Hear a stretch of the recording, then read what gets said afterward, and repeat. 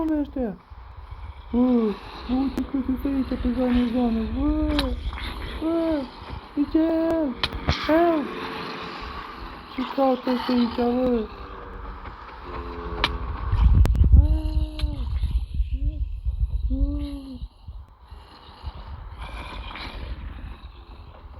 Bă, ce caută ăștia aici, bă? Uite cât de aici, bă, ce caută? Da, guys, și m-am dus. Salutare, guys, și bine mi-am găsit un episod. Astăzi vom face portalul, așa cum v-am mai spus în episodul anterior. Așa că hai să începem, să dăm direct la treabă. Am mai construit o mică porțiune, am zis că să nu vă iau din timp, așa că, da, trebuie să vină și ploaie. Da, gata, așa a venit momentan. Trebuie să construim portalul, pentru că îmi face rost de resurse din lumea cealaltă, să mai reușim să facem cât de cât, pentru că chiar, stai că vine un zombie după noi, moare singur sau trebuie să-l omorâm noi? Vă întrebați de ce am atâta dirt? Ei bine, am săpat ceva, nu glumă. Am stat cred că vreo 2 ore să termin toate astea, mai ales colopețile de piatră. Dacă vreți să săpați un stack și ceva, luați de piatră. Dacă vreți să săpați mai multe de un stack, luați de iron. Dacă vreți să săpați mai puțin de un stack sau chiar un stack și ceva, luați de gold. Și de diamond legend. Deci, ce să vă mai zic. Da, firea s-a pus aici. Dar știi ce? Poate ar fi mai bine să pun mai multe aici și după aia să... Cred că ar fi mai bine așa. Extindem așa, după aia luăm pickaxe-ul. Da, hai la voiate. Bun. Uite bă că nu vreau să iei.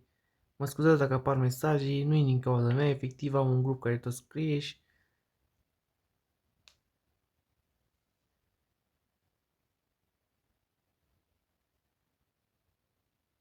Să încercăm aici să... Ducem un pic... Bun. Perfect. Hai că s-a luat, nu mai bine. Acum avem ceva de săpat, nu glumă. Acum avem de săpat aici. Trebuie să luăm doar de săpat de rupt astea. Și să vedem cum le asamblăm. Mai avem aici o bucată.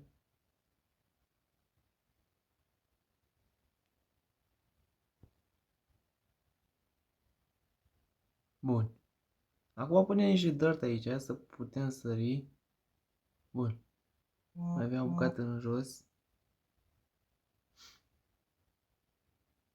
Da, mă scuzați, fratele meu zice că trebuie să fac portalul nu așa de mare. Și că trebuie să-l fac mai mic.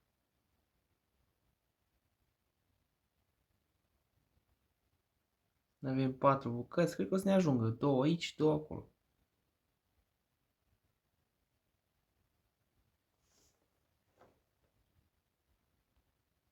Da, zice că e prea mare. Așa zice fratele meu, că l-am construit prea mare.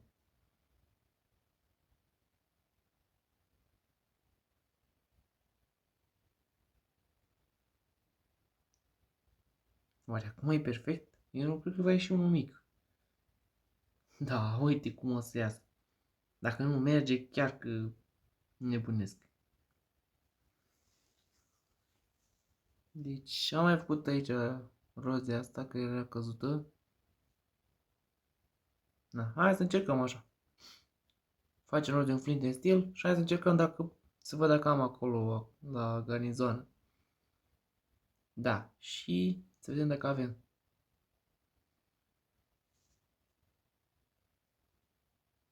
A, îl avem pe domnul Grigorescu care nu vrea să ne lase în pace. Trebuie să fie pe aici undeva. Avem iron, dar nici de cum de... Cred că o să le nu facem. Da, și ne-am urât iron golem. Și ne-am făcut între timp și flint de stilul care avea nevoie.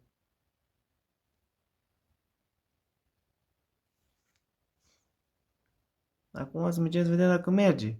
Să vedem dacă ideea fratele meu merge sau nu. Chiar sunt curios, pentru că portalul e destul de mic. Nu știu, în alte Minecraft am văzut că mergeau. Ori era cu mod, ori habar n-am. Și da, nu merge, așa că am mai luat niște bucăți de obsidian care am acasă. Și am zis că de ce să nu iau? Nasol că se sparg greu astea.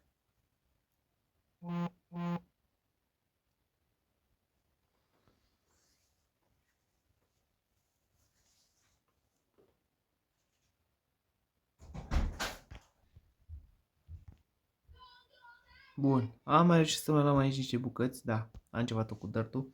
O să vedeți la un moment dat ce am făcut tot dirt-ul ăsta și de unde mai exact îl iau. Vedeți partea aceea care acolo o tă cu gri? E bine, de acolo e o tă dirt-ul. Hai să vedem. Acum eu zic că ar trebui să punem câte una sau două chiar. Ia, puneam așa și să vedem dacă merge. Da, firea, nu aici am să dau foc, în fine. Bun, hai să vedem dacă merge acum.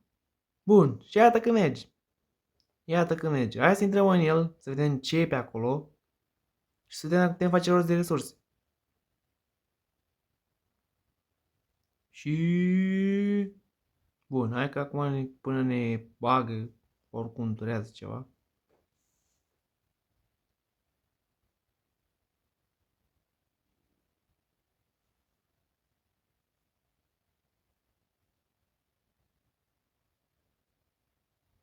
Bun, am intrat aici.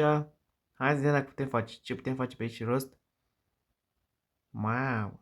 Dar parcă e altfel lumea asta și mi se par, nu știu, lumile astea din Nen mi se par un pic cam tari. Poți face multe. Bă, ce cu porcul ăla? De ce se ia după mine? Ce am făcut?